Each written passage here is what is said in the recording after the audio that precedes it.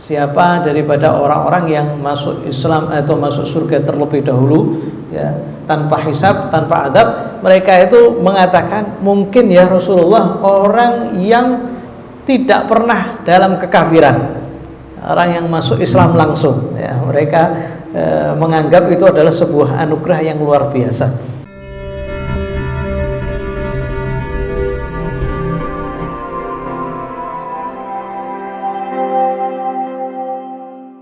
Alhamdulillah, kita lanjutkan kembali daripada pembacaan kitab Is'af Talibur Ridhal Khalaq fi Bayani Makarimil Akhlaq.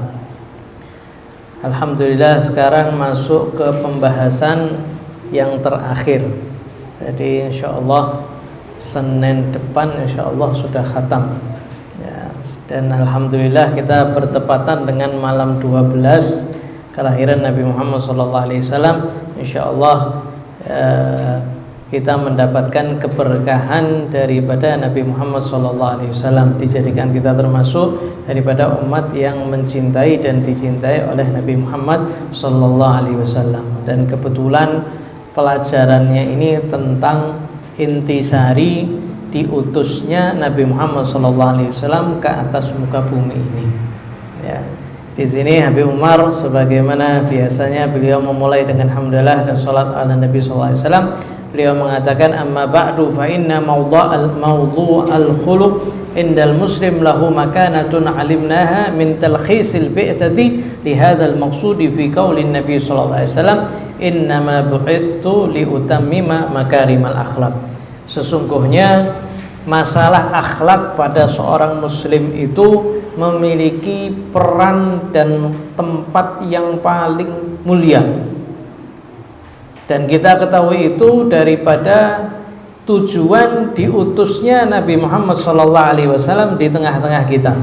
Beliau SAW memberitahukan kepada kita untuk apa beliau itu diutus. Beliau mengatakan, innama bu'ithtu, saya hanya saja diutus oleh Allah Subhanahu wa taala liutammima makarimal akhlak, untuk menyempurnakan daripada akhlak. Jadi zaman dulu meskipun kita kenalnya itu zaman jahiliyah, tapi di tengah-tengah mereka itu juga ada akhlak, ada budi pekerti di tengah-tengah mereka. Salah satunya mereka itu suka menjamu tamu. Jadi kalau ada tamu itu mereka jamunya luar biasa. Begitu juga pernah di zaman Nabi ada half fadl, yaitu orang-orang yang namanya fadl, itu mereka membuat perjanjian untuk menolong orang-orang yang terdolimi. Nah, ini Nabi SAW mengatakan, kalau seandainya saya diajak untuk ikut serta di dalam sumpah tersebut, niscaya aku akan ikut. Ya, ini membantu orang-orang yang terdolimi. Jadi di tengah-tengah mereka pun ada akhlak. Akan tetapi Nabi SAW itu diutus oleh Allah Subhanahu Wa Taala untuk menyempurnakan akhlak. Jadi Nabi diutus agar merubah daripada akhlak kita. Artinya jangan sampai kita mengatakan, wes saya tidak bisa, saya ini orangnya memang temperamen, tidak bisa berubah.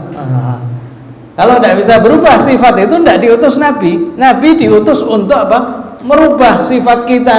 Ada sifat kita yang seperti apa? Ya, seperti binatang. Ada yang sifat kita syahwat kemana-mana. Itu Nabi SAW diutus untuk merubah daripada sifat kita. Jadi mustahil kalau seandainya seorang itu mengatakan sifat orang itu tidak bisa dirubah. Loh, siapa yang mengatakan seperti itu? Nabi SAW itu diutus di tengah-tengah bangsa Arab yang ketika itu mereka itu jahiliyah. Mereka itu terbiasa untuk ribut satu sama yang lain. Mereka tidak pernah bersatu. Akan tetapi di tengah-tengah Nabi SAW mereka menjadi bersatu. Mereka dulunya membunuh anak-anak perempuan. Ya, setiap lahir anak perempuan dikubur. Akan tapi berubah semenjak kedatangan Nabi Muhammad SAW, yang tadinya dia itu tidak mau berkorban, masuk Islam mereka apa? Berkorban. Yu'thiruna 'ala anfusihim walau kana bihim khassasah. Mereka lebih mengutamakan orang lain meskipun mereka itu sangat amat kebutuh, sangat amat urgent lah istrinya, butuh banget, tapi mereka berani berkorban untuk orang lain. Di antara mereka ada yang mengeluarkan seluruh hartanya untuk Allah dan Rasulnya, ada yang setengah. Nah ini termasuk perubahan apa? Sifat dan karakter ya, sehingga kita pun juga harus mengambil bagian daripada akhlak Nabi Muhammad sallallahu alaihi wasallam. Dan jangan bilang kita tidak bisa berubah. Kita bisa berubah. Yang bisa merubah adalah diri kita dan juga taufik daripada Allah Subhanahu wa taala. Dan juga salah satunya adalah kita sering mendengar kisah Nabi Muhammad SAW dan juga kisahnya para sahabat, kisahnya para orang-orang yang soleh, itu menguatkan kita untuk berubah.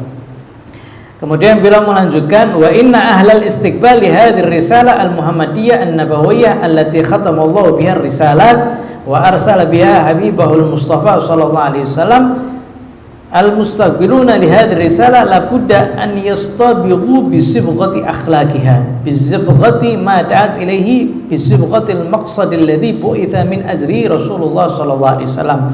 Beliau mengatakan sesungguhnya orang-orang yang menyambut daripada risalah Nabi Muhammad SAW, risalah yang sebagai penutup para nabi, Allah Subhanahu wa taala mengutus daripada kekasihnya sebagai penutupan ya.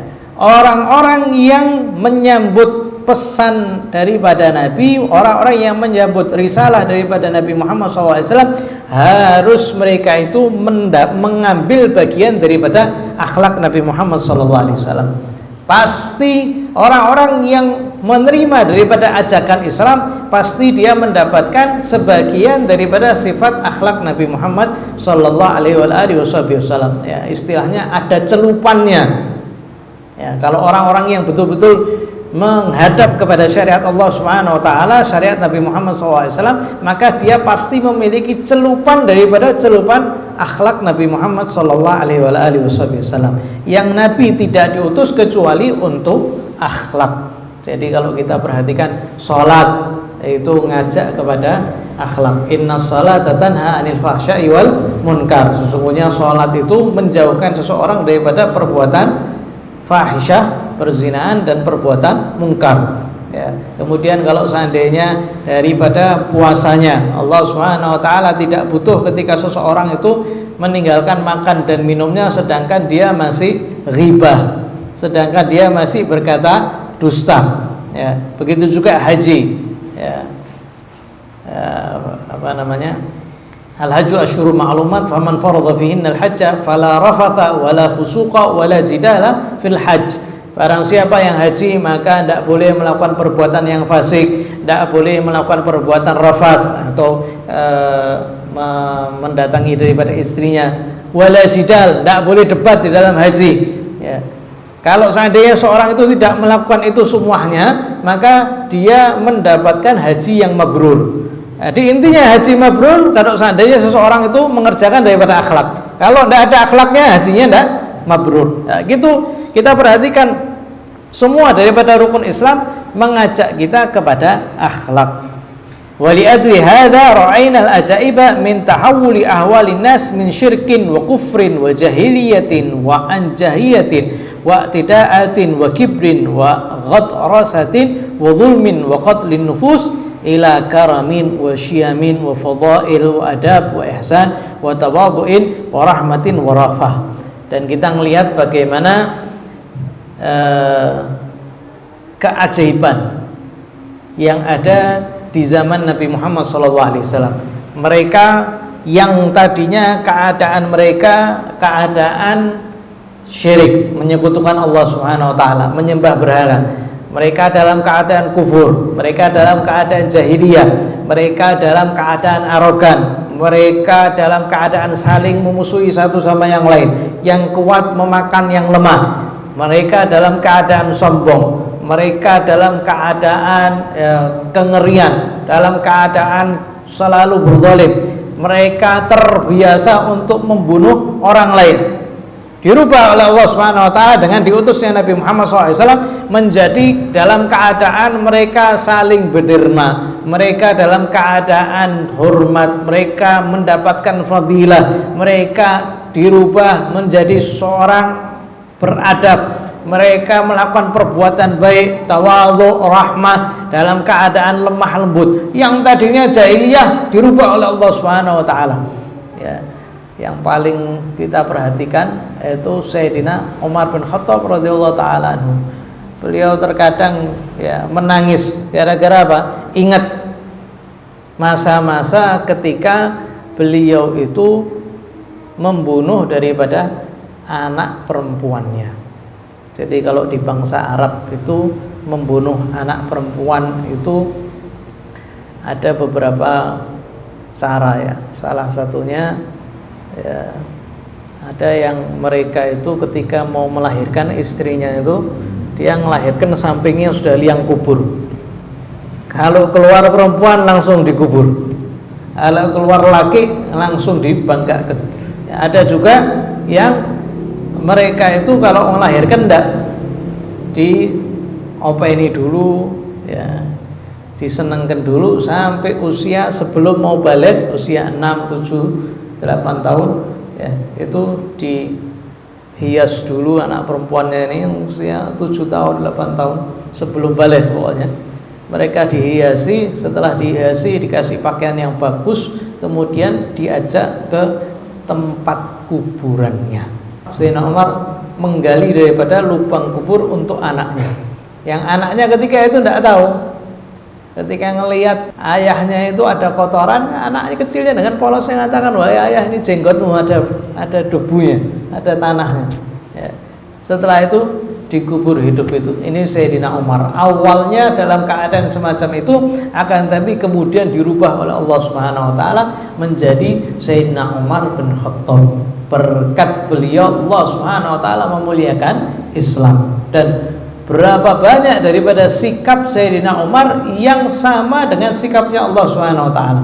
Jadi terkadang pilihannya Sayyidina Umar itu pas juga dengan pilihannya Allah Subhanahu wa taala. Begitu juga daripada para sahabat yang lain dalam keadaan yang semacam itu, maka diangkat derajatnya oleh Allah Subhanahu wa taala. Sehingga ketika mereka itu ditanya siapa daripada orang-orang yang masuk Islam atau masuk surga terlebih dahulu ya, tanpa hisab, tanpa adab, mereka itu mengatakan mungkin ya Rasulullah orang yang tidak pernah dalam kekafiran, orang yang masuk Islam langsung ya, mereka menganggap itu adalah sebuah anugerah yang luar biasa ya. Lihat bagaimana keadaan mereka. Fakana al-hal kama wasafa Allah tabaraka taala, wadhkuru ni'matallahi 'alaikum iz kuntum a'daan fa'alafa baina qulubikum fa asbahtum bi ni'mati ikhwana. Keadaannya sebagaimana disifati oleh Allah Subhanahu wa taala, dan ingatlah kalian dengan nikmat Allah Subhanahu wa taala atas kalian, yaitu nikmat apa? Diturunkan Nabi Muhammad di tengah-tengah kalian. Idh kuntum a'daan, dulunya kalian itu saling memusuhi ya, Aus wa Khazraj ya, kemudian satu kabilah dengan satu kabilah yang lain saling memusuhi. Fa'alafa baina qulubikum, kemudian Allah Subhanahu wa taala menjadikan hati kalian itu saling menyayangi satu sama yang lain. Fa asbahtum bi ni'mati ikhwana, maka berkat nikmatnya, yaitu nikmat diutusnya Nabi Muhammad SAW, kalian menjadi saudara. Nah, dulunya ribut, tidak pernah mandek, ributnya itu tidak pernah mandek. Tapi Nabi Muhammad SAW diutus di tengah-tengah mereka, maka mereka itu menjadi satu. Orang yang hitam, orang yang putih, orang yang merah, semuanya di satu. Yang dari Asia, yang dari Eropa, yang dari Afrika, yang dari Asia, semuanya menjadi satu. Yang dari Faris, ya sampai sekarang kan tidak bisa itu digabungkan. Ya, orang-orang sampai sekarang dunia Barat ini masih bingung. Ya, apa caranya menyatukan orang kulit putih sama orang kulit hitam? Akan tapi berkat Islam langsung ya menjadi saudara. Yang Afrika Muslim, assalamualaikum, waalaikumsalam warahmatullahi. Kalau seandainya dia itu meninggal, maka bakal diurus. Kita kalau seandainya meninggal di luar negeri misalkan, di situ ada muslim, ketika kita meninggal pasti diurus sama saudara kita muslim. Ya, ini yang namanya persaudaraan karena Allah Subhanahu wa taala, saudara seiman. Qala an bi'tsati Nabi sallallahu alaihi wasallam laqad manallahu 'alal mu'minina idz ba'atha fihim rasulan min anfusihim yatlu 'alaihim ayati wa yuzakkihim wa yu'allimuhumul kitaba wal hikmata wa in kanu min qablu lafi dhalalin mubin. Allah Subhanahu wa taala telah memberikan nikmat yang besar kepada orang-orang mukmin ketika Allah mengutus di tengah-tengah mereka seorang rasul min anfusihim, dari jenis mereka, artinya bukan daripada malaikat atau bukan daripada jin, akan tapi daripada bangsa mereka. Di riwayat, di qiraat yang lain min anfasihim, dari orang yang paling mulia di antara kalian. Ya. Yatsru alaihim ayatihi, yang mana Rasul ini membacakan kepada mereka ayat-ayat Allah. Wa yuzakkihim, kemudian mentarbiyah mereka sehingga mereka itu bisa melawan daripada hawa nafsunya, sehingga mereka termasuk orang yang bersih. Wa yu'allimuhumul kitab wal hikmah, dan mengajarkan kepada mereka kitab dan hikmah. Nah, ini tujuan diutusnya Rasul. Tujuan diutusnya Rasul apa? Liyuzakkihim, agar membersihkan jiwa mereka. Ya, yang tadinya ada yang namanya syahwat, yang tadinya ada yang namanya amarah, dibersihkan dengan diutusnya Rasulullah SAW. Wa yu'allimuhumul kitab, yang ngajari daripada Al-Quran, ngajari daripada hikmah. Nah, ketika seorang itu ngaku cinta sama Nabi Muhammad SAW kemudian tidak belajar, nah ini aneh ini. Nabi itu diutus untuk ngajari. Ya, bahkan orang-orang yang perang itu sama Nabi SAW ada sebagian diperintahkan untuk apa? Untuk ngaji, belajar. Ya. Setelah mereka belajar, mereka pulang untuk apa? Untuk dakwah. Ya, ini tujuan daripada diutusnya Rasulullah SAW. Wa kanu min qablu lafi dhalalim mubin, padahal mereka dulunya dalam kesesatan yang nyata. Wa ba'da dhalal mubin, keadaannya seperti itu. Mereka sebelum diutusnya Rasul dalam keadaan kesesatan yang betul-betul nyata. Akan tetapi setelah diutusnya Nabi Muhammad SAW diangkat derajatnya, kuntum khaira ummatin ukhrijat linnas, kalian adalah sebaik-baik umat yang dikeluarkan untuk orang-orang. Ya, sebaik-baik umat daripada Nabi itu umatnya Nabi Muhammad sallallahu alaihi wasallam. Ya. Mereka mendapatkan kebaikan, ya, sehingga mereka itu menjadi umat yang terbaik, ya, berkat Nabi Muhammad sallallahu alaihi wasallam. Bi akramir rusuli kunna akramal umami, berkat sebaik-baik Rasul maka kita menjadi umat yang terbaik. Wahada wa arsyadu, ya, menjadi umat yang selalu mengajak daripada perbuatan ma'ruf dan meninggalkan daripada perbuatan mungkar, dan umat yang senantiasa berdakwah. Wa kana minhumul abtal, keluar daripada didikannya Rasulullah SAW para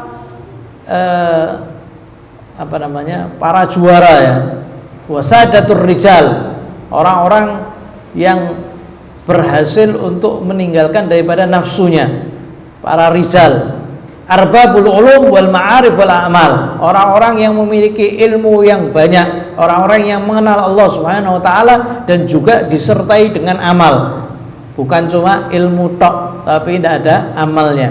Wasulhi wal jihad, orang-orang yang soleh, orang-orang yang suka jihad. Wat taqwa, dan orang-orang yang penuh dengan ketakwaan. Fantasyarat bainahum ma'anil islah, ketika umat ini dipenuhi dengan orang-orang yang semacam ini, maka umat itu menjadi umat yang penuh dengan kesolihan dan penuh dengan kebaikan.